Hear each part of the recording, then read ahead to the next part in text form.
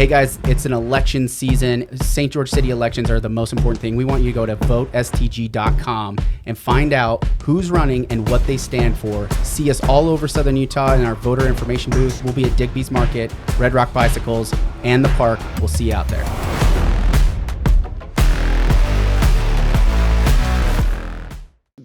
The piano idea I loved because it's an interactive thing, and I've seen it in cities before, Right. but every time I saw one, somebody was playing one of them. Me like, too. So often when I found one or I just drove past one, somebody was playing it, which I just we're think so trying cool. to figure that out because the weather. Of course, we got rain Yeah. for the first time in like a century, and it ruined Right. half the pianos. So we're trying to figure out how to get those back, get new ones because they were all donated. Yeah. They were just like these donated art projects, but like get them back. But another comparison, Robert, with art and with life is just like the way that people are so afraid of change.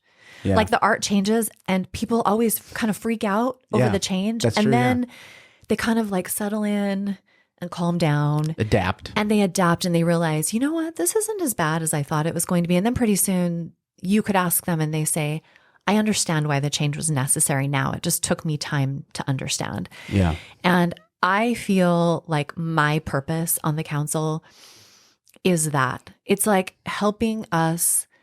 I've had a life that has involved like so much change, so much death in my family, so much change, so much, and I've learned that either you go with it and you learn from it or it takes you.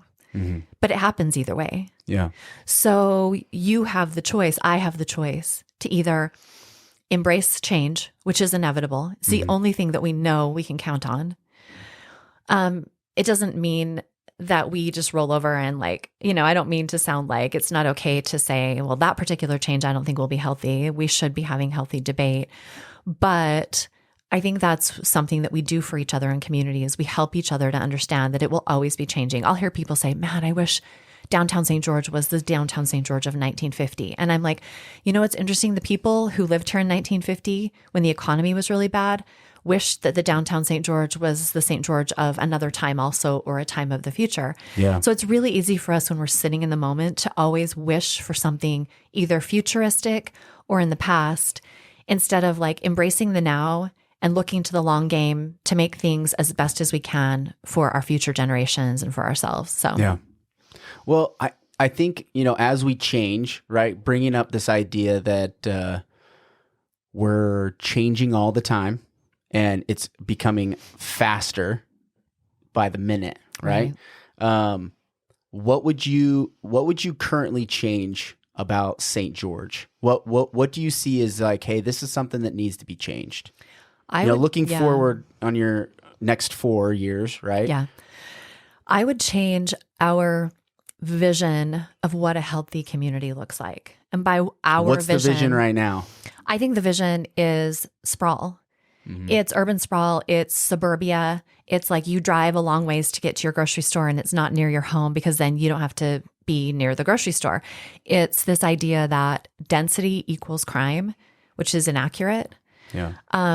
Density all shoved together in one corner of your community far away from everything can certainly equal crime. And that's why we have that vision, because that's what we've done with density in the past. So when you say we have the vision, do you mean the community? Collective. I would say a collective community vision that we're willing to embrace the discomfort of what it takes to create a healthy, holistic society, which means we have healthy air in the future. We have healthy open space that we've preserved into the future.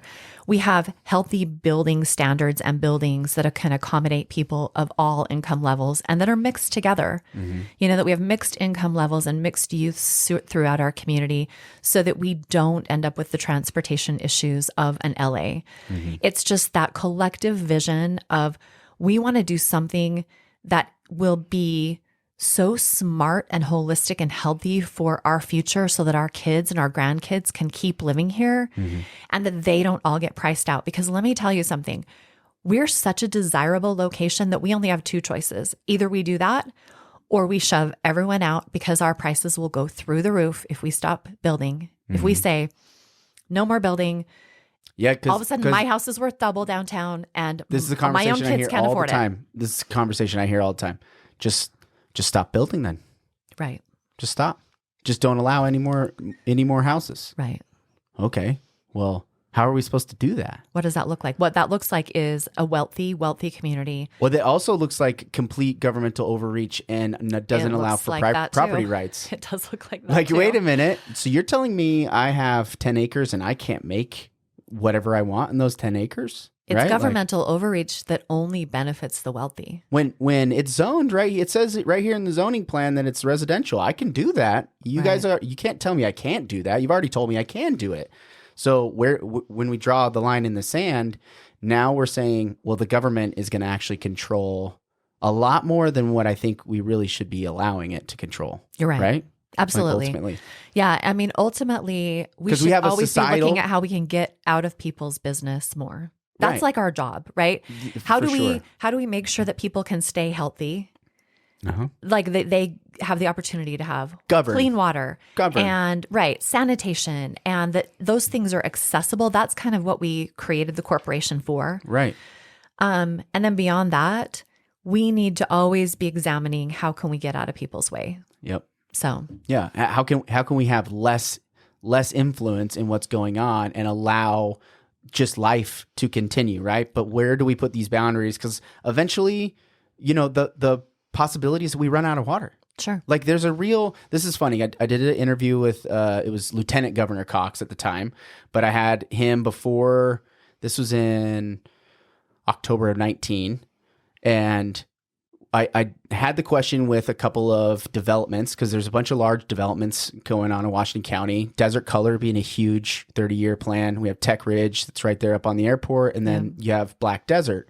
And there's lots of others, right? There's tons. There's a bunch in Hurricane. But at the time, those were the three big ones. So I had the developers come on and ask him a question, and it all steered towards water, right? That was the topic conversation.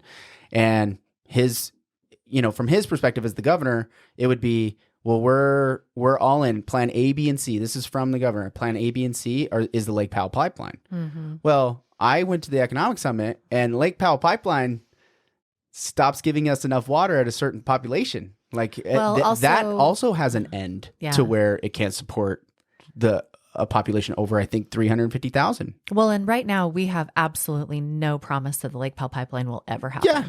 I mean, we have 6 other states that are saying, over our dead bodies, will you ever get the Lake Powell pipeline? So if we put all of our eggs in that basket, it's going to be a complete renegotiation of the 1901 agreement, right? Yeah. It's going to be a complete renegotiation. Yeah. Everything's on the table.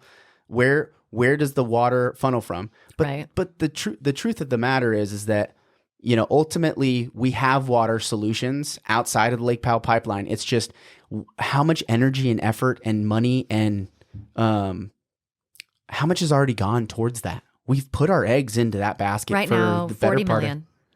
That's the number. $40 million. We've put $40 million into all of our eggs in that basket. And Yet they passed $600 million this year for water infrastructure in Washington County, right? So 40 million versus the 600 million that's like appropriated money going directly towards this, right? So we got a lot of money coming in. Right. But is that legal battle 10 years plus we're also going to have to do the infrastructure and actually build the pipeline on top of it, right? So that way being down the road, if there's it ever so happens. many dominoes that have to fall perfectly. So that being such a shot in the dark, also understanding eventually we run out of water. Where do we go? How do we work backwards from that moment? And that's a conversation I don't think anybody's had. It's like, okay, eventually we're going to run out. Then what? What does life look like? Eventually, I'm not sure that eventually we run out if we continue our standards of consumption. That's the reality.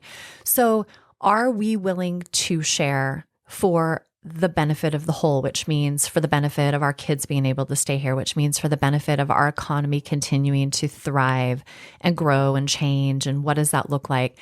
So, sometimes I'll hear people say, well, why should I conserve so that other people can move here? Well, a lot of those other people are your own kids, right? Like those homes, you know the numbers. I mean, how far are we behind right now on the number of homes we should have built? Well, we did basically 9 years. We haven't met the demand.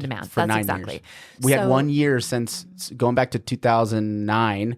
I think we've had 1 year that we met demand, and that was 2021. Right. And 2022 was not better, and 2023 is not looking great either. No. So those homes, when you make a statement like, I've got my house, I've got my grass, I'm going to keep watering it, why should I share? All you'll do is, I'll hear these, all the greedy developers will do is build more homes for more people to come from California. And I don't want the people here from California. So I hear those kind of statements. Those don't make sense to me, because the homes that are being built are the same homes that your children can then move into, because we have enough homes on the market that our prices stay stabilized, and that people of all different economic situations can afford to get into a living situation that is safe and healthy for them. So basically, when you make that statement, you're kind of making this very short-sighted, I'm comfortable right at the moment. I don't want to have to change anything about my lifestyle.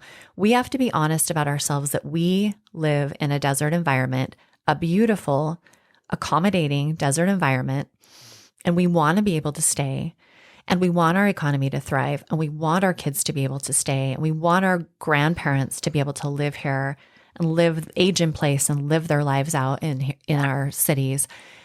And what that looks like is sharing. It looks like conservation for everybody. It looks like preservation of open space, preservation of energy, preservation of water.